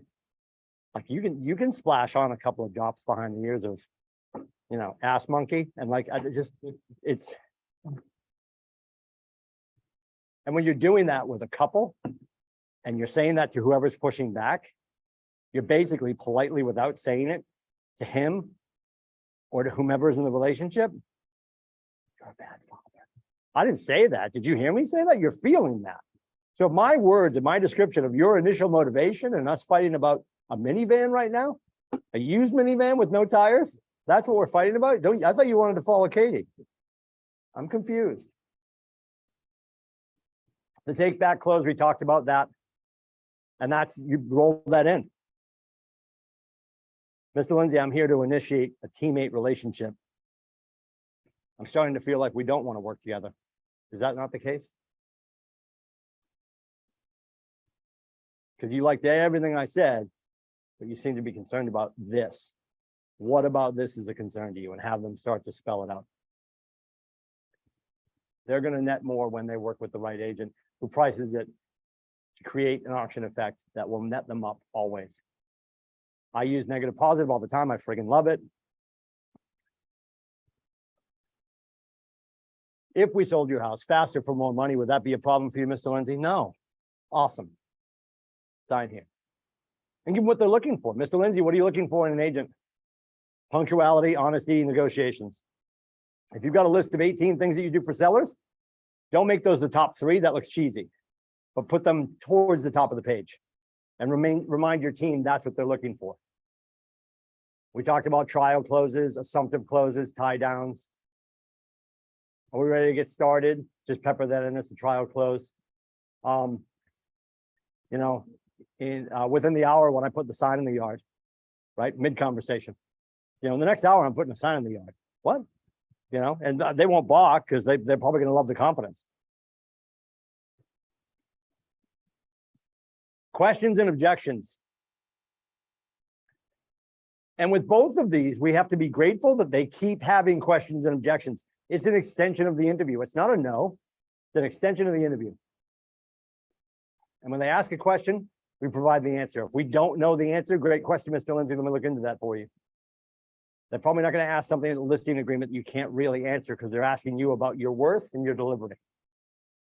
When objections come up, we handle it. We've been talking to other people, Tim, that are willing to do it for 4.5 or 5 or whatever. And another thing to point out, asking if the person offered up 4.5 or 5. Yeah, we didn't even ask. That was where they started. Huh. So I'm not sure they value their business as much as I do. No judgment. But in that same vein, Mr. Lindsay, the way I negotiate for me and my team and my family and our opportunity here is going to be the same way I represent you in the wild. Above and beyond that, if it's a person who's historically worked with mostly buyers, and you can only find this out if they're willing to share who it is. If you don't mind me asking, Mr. Lindsay, the other agents you spoke to that are willing to go at X, Y, and Z, you mind sharing with me the person that said 3.5? And when they do, if they do, and it would be rare, but when they do, and you know, not guess, when you know, historically, they work with more buyers. I completely appreciate that. In my experience, when somebody's in the industry, but they specialize, you've used a doctor before, Mr. Lindsay, right? Yeah. And inside medicine, there are specialties, right? So if you were going in for a certain kind of surgery, let's say a listing surgery, would you want a doctor that performs that day in and day out, has a history of success? Or somebody who's doing it for maybe the first, second, or third time? And I would just maybe just throw it out there.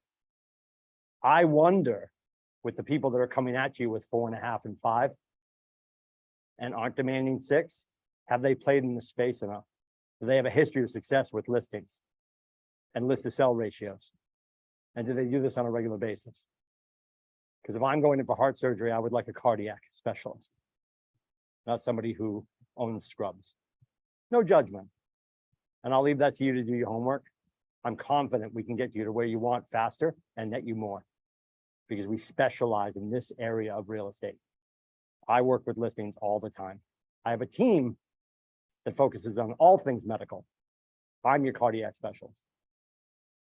Because I guarantee when you have people offering 4s, 4.5s, and 5s, or any of those lower numbers, they're trying to get their first listing. And they'll take it at any cost. And then they'll go look it up and they're like, huh. And if you're comfortable and you know who it is, they tell you who it is, and you can find their numbers quickly enough, you can say, yeah, in the last 12 months, 20 sales. All buyers.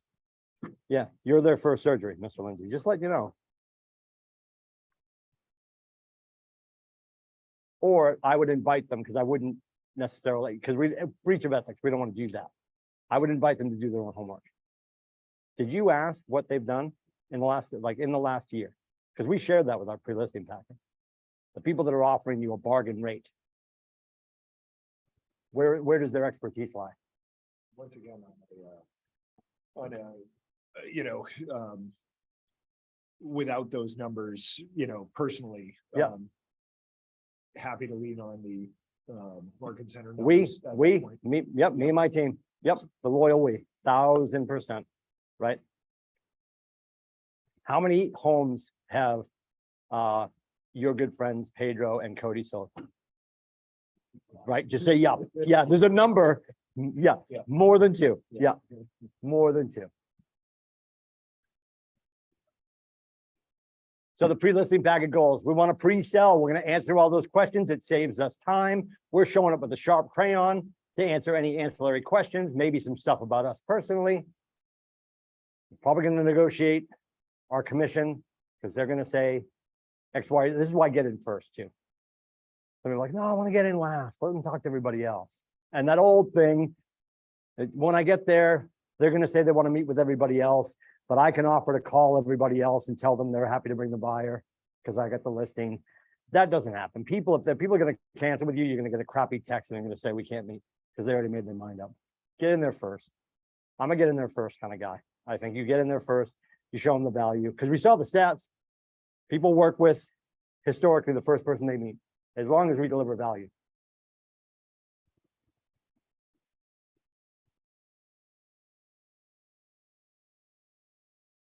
What are you going to review in the listing presentation? You're going to show them market data. You have to bring, we would bring everything. JB was more of a sit down and just sort of spitball, because she's good at like just having the absorption conversation. Having pie charts and bar graphs, sure. Especially if you know that's the personality you're showing up for. Or somebody else just wants to hear words and emotion. Does it eliminate the need for a listing consultation? No, it drastically reduces the time spent and the questions asked and the concerns. Is it a primer for education you will provide at the listing consultation? Sure. And a lot of people say, well, I'll educate them when I get to the table. Well, That's why I say do the first time home seller seminar. So to educate them years before they become a client. I joked the other day about when we go into command. I mean, just tell me, does that look like the front door of a house in Portsmouth? No, right? The topiary trees, right? That's like, I don't know where that is, but it's not here. So get some artwork, get some pictures that are gonna work for your front page. There's our dear friend with all the eye makeup. But make this theirs. Lindsay family at the top, right? This can, and you can deliver it digitally. Some people will print these up. Great story about an agent who printed up their pre-listing packet, asked if the client would be home, said, I have an appointment in your neighborhood later on this afternoon or in your end of town. Didn't. They go, they knock. The woman invites them in. They had the meeting before the meeting. She loved the package. She loved the hand delivery. She uncovered all of her motive, like, and he said to her, he goes, I appreciate everything you're starting to share with me. I want to let you know there's some stuff that I should have you sign. And he had it with him. It was in the pre-listing packet at the back. He had her sign the broker's disclosure and all that stuff. So this is 2 days before the listing agreement. He's now going back just to do the rest of the paperwork because she had to go. She's talking about her art collection, other houses she wants him to sell.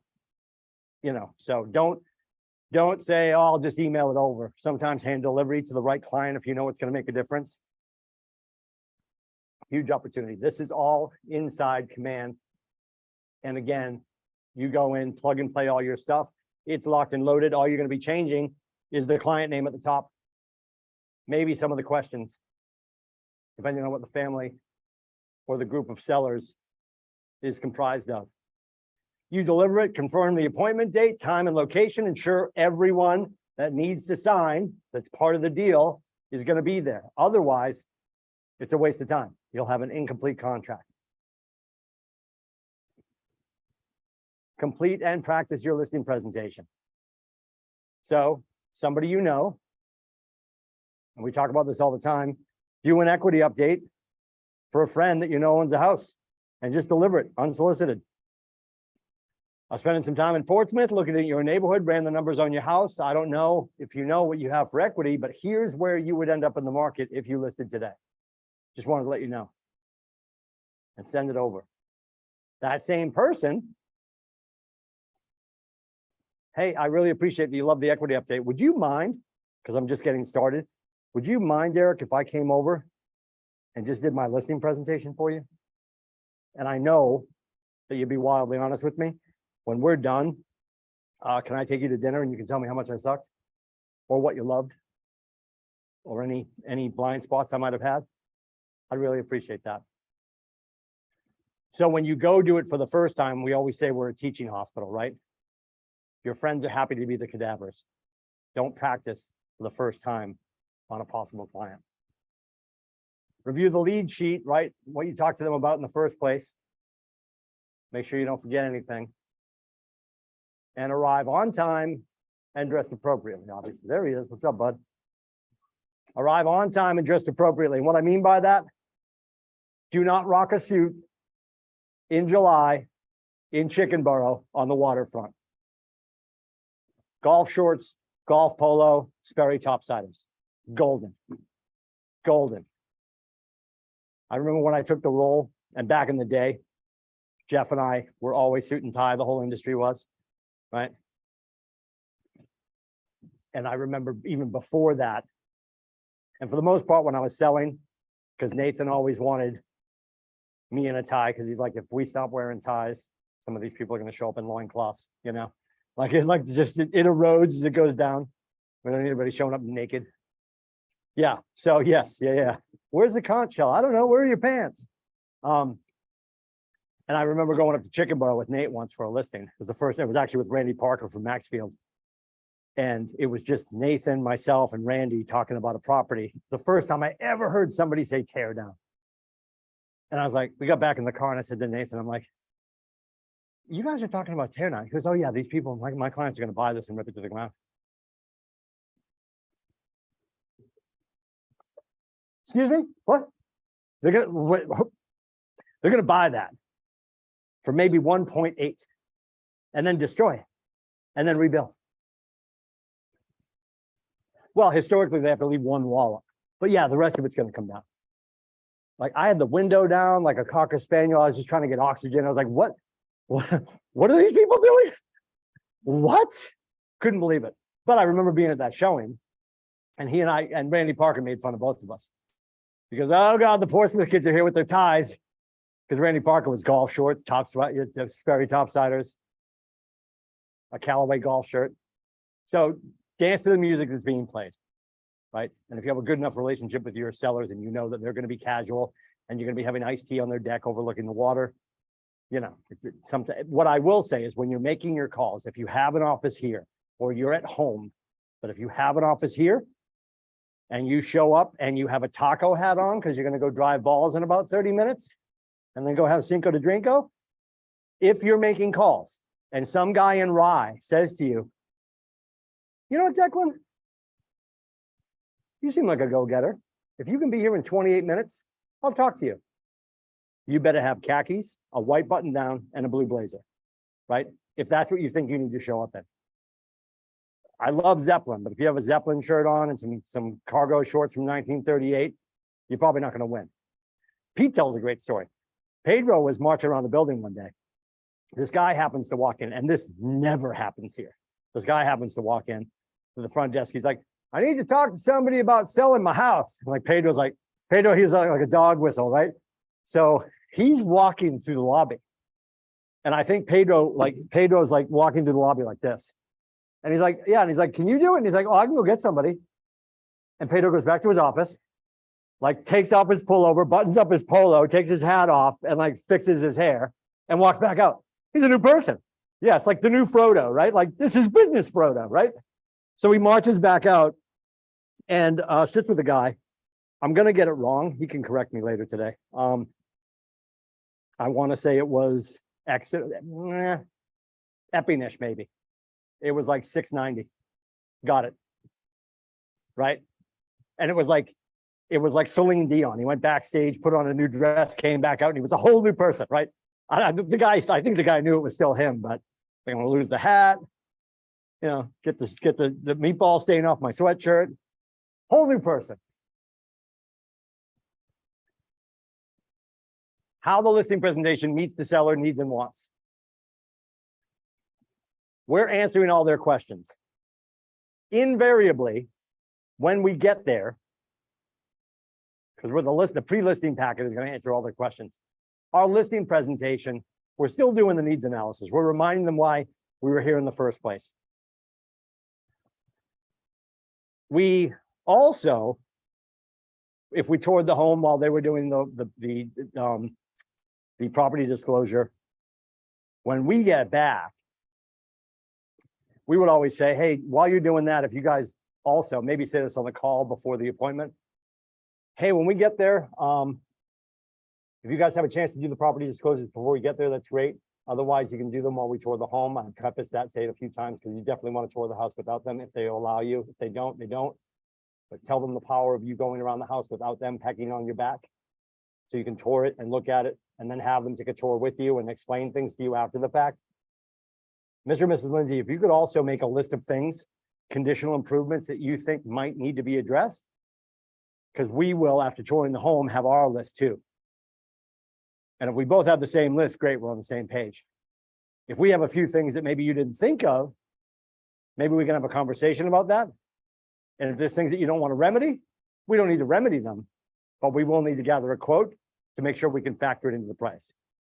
And definitely do that. For the most part, this will be commission, preparation, time frame again. Who's been on a listing appointment? What was it? What property was that?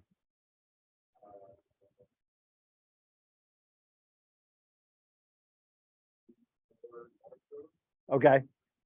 What kind of house?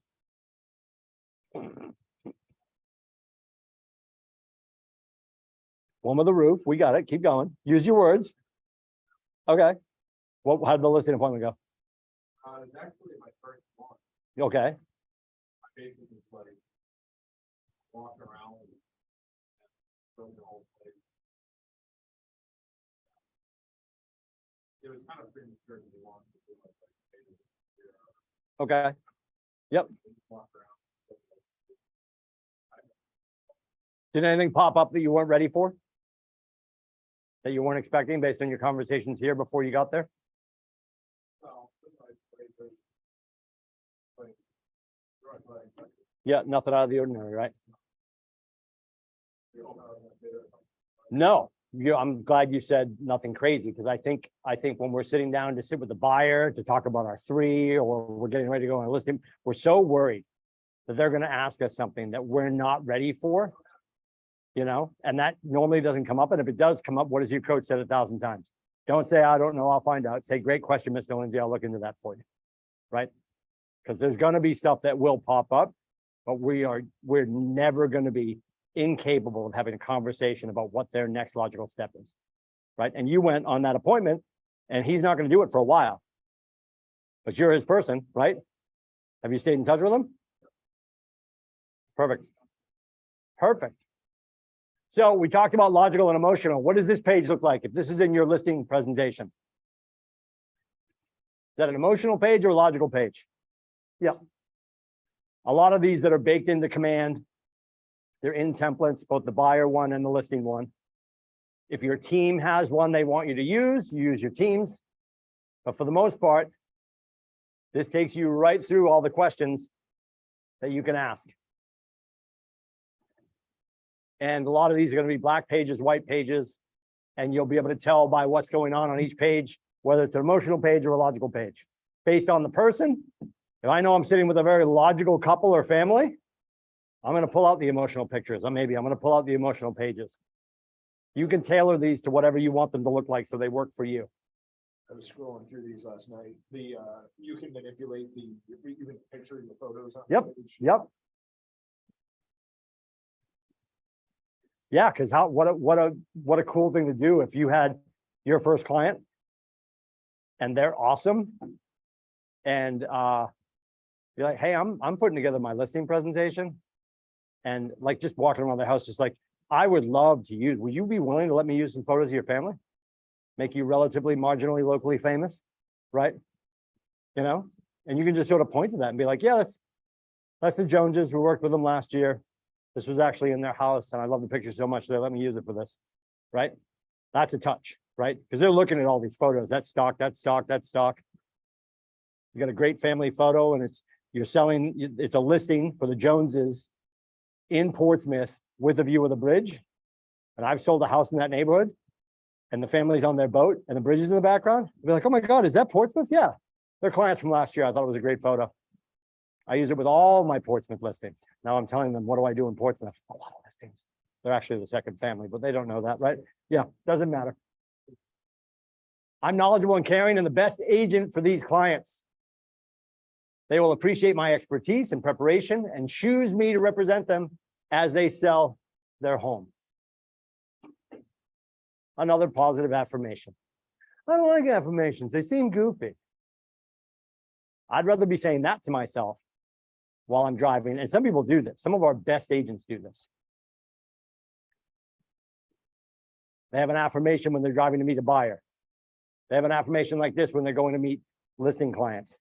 What did we talk about? The great Diana Kokoska. She's the one that wrote bold. She would knock on the door. I always joke that Pedro does this. He'll knock on my office. I'll be like, come in. And he's like, we had a meeting at 1:38. He didn't have a meeting, but he's like, we had a meeting at 1:38 and it's 1:38. She would always say, hi, Mr. Lindsay, we had a meeting at 4 o'clock and it's 4 o'clock, right? And when she would walk in, what was the very next thing Diana Kokoska would say? I'm so excited to be here to list your home tonight, right? She's future-proofing her greatness. She's telling them she's leaving with signed paperwork. And with that kind of confidence, and again, Diana Kokoska, 3'8", 78 pounds soaking wet, powerhouse. Yep. Why?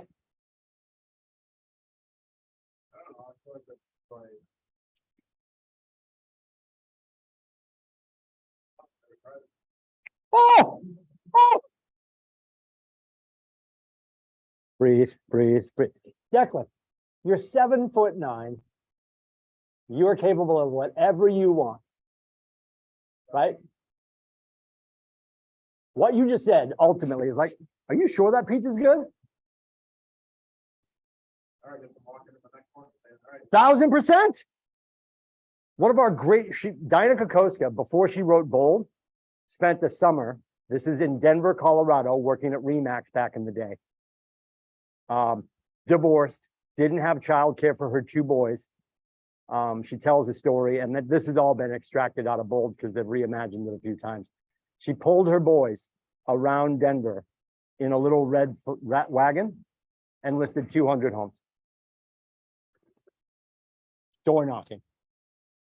Like that's commitment. That's 2 scoops of I don't give up, right?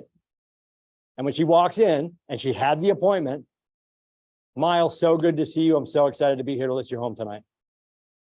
I love that. Like where I live, and I know you feel the same way, I want that bravado. I want a shark.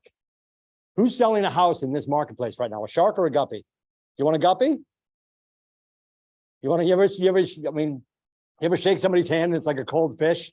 And you're like, oh God, what just happened? Are you all right? Are you dying? Right? I want. Yeah. Like, oh, really?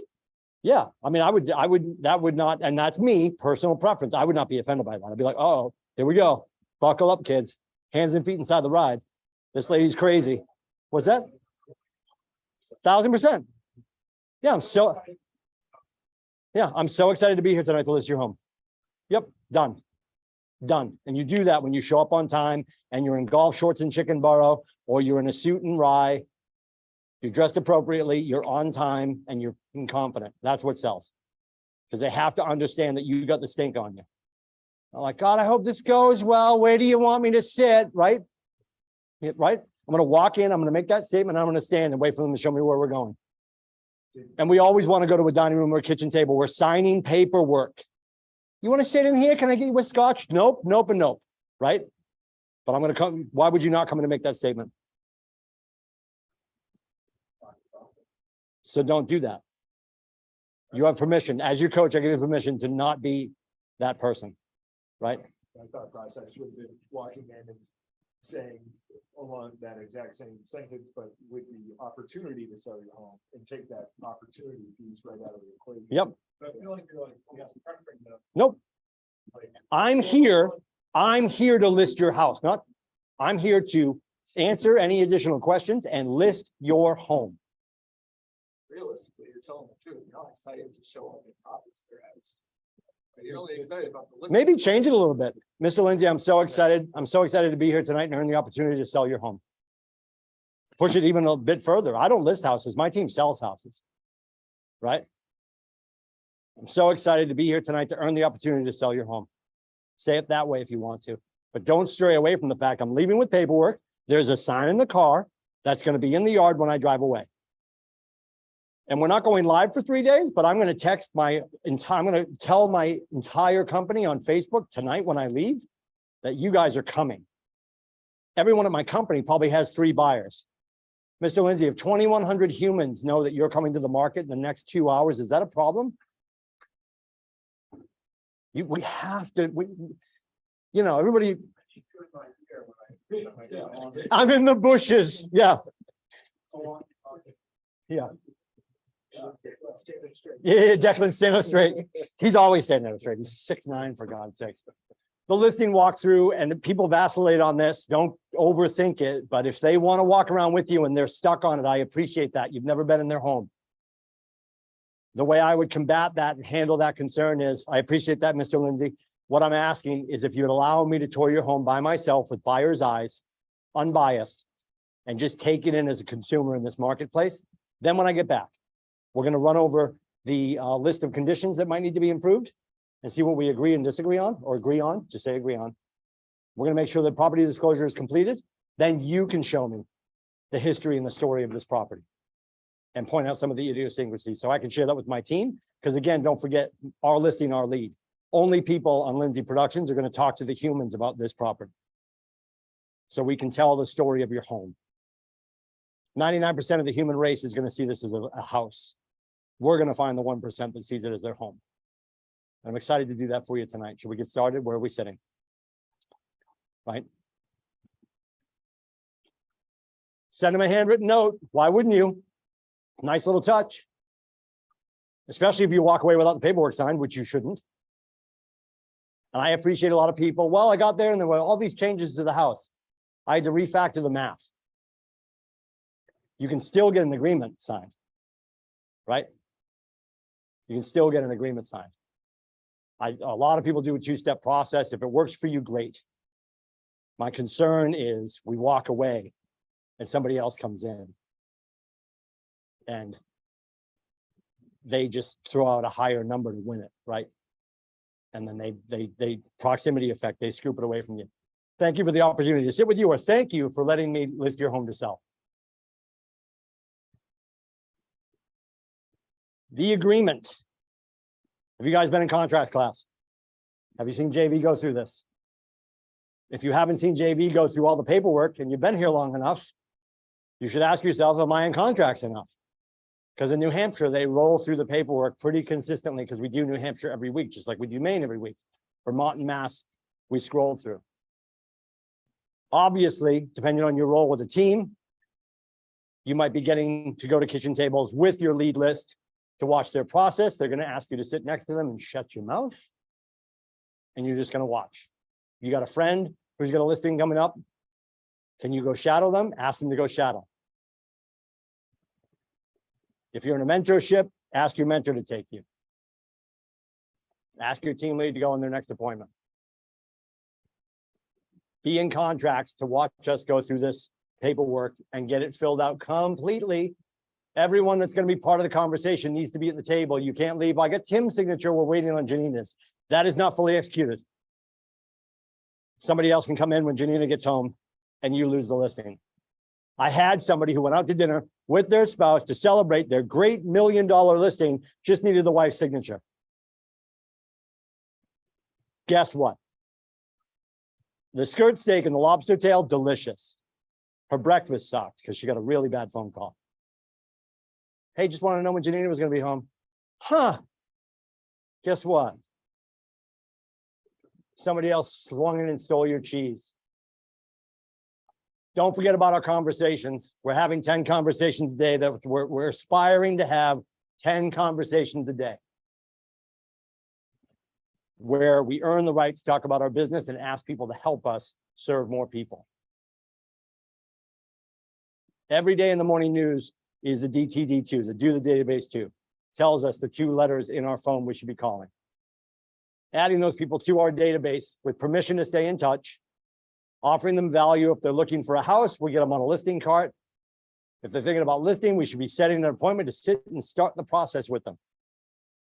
Go tour the home. I mean, you're months away from that listing, right? But you've already been over the property. Great move. 10 handwritten notes. Thanks for your time on the phone, Tim. Look forward to speaking to you again. Don't forget, if you think about anybody we can serve, here's my number. Here's a couple of my business cards.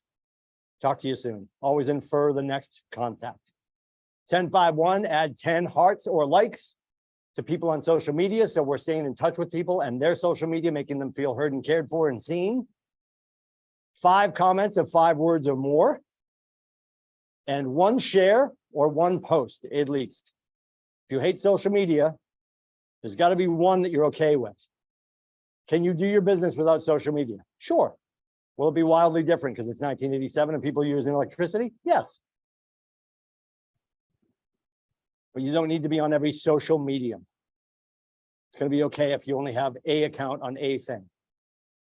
Dance to the music is being played. If you're trying to sell 55 plus, get on FaceBase, right? That's where the old folks are, right? To each his own.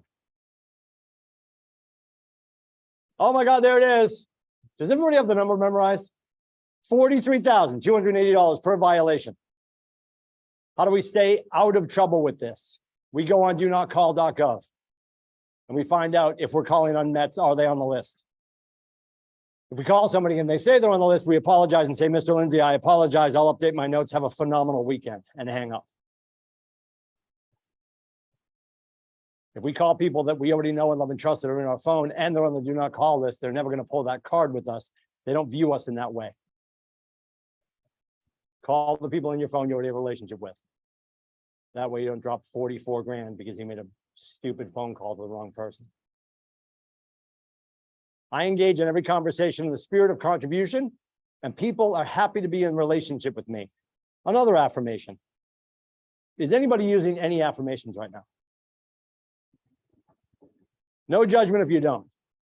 But ask yourself, in the last 24 hours, have you had a internal negative conversation with yourself? Are you sharing limiting beliefs on a regular basis? Who do we spend the most time with? Us. Does it stand to reason we might be having some crappy conversations with us? Yes. My favorite one is from the 7 Levels of Communication, Michael Mayer. Today, somewhere in the city, someone is looking for help, and it is my job to find them. That's probably the best. That's our job every day. That's the video game of what we do. Find humans, talk to humans, help humans, sign humans, bring money home to family. So we're going to amalgamate everything we did on Wednesday and today, next Friday. So next Monday and Wednesday, most of us are traveling out to Texas with Nathan for Mega Leadership Camp. We'll be back into Logan Wednesday day-ish. And back for Thursday, which is Red Day. We'll see you all here for Red Day. And then next Friday, we'll do chapter 16 of Ignite. Questions, comments, concerns before we escape? I want to say, if you're going to be in Portsmouth, if you're going to be here from Sleep in Heavenly Peace, the bed making in the parking lot, please park across the street because we need space over here. So park over in the Planet Fatness parking lot. I believe it says be here at 8 for the coffee truck. Our commercial friends with Dave Garvey and his team are sponsoring the Aroma Joe's truck again. I think that's 8-ish. And then we're going to get started at 9. Sleep in Heavenly Peace says based on the number of beds we're doing, which is like 40 plus, we should be wrapped by 2. They set up an assembly line. And it's just boom, boom, boom, boom, boom. And there's a bunch of people here, God willing. And the weather's good, God willing. And then North Conway, same time frame, all the information's online. Actually, this morning at 7:14, you probably got the list of things that are happening next week for education from Zoe. So if you click into that, it'll show you what Red Day looks like and where you should be and what time you should be there.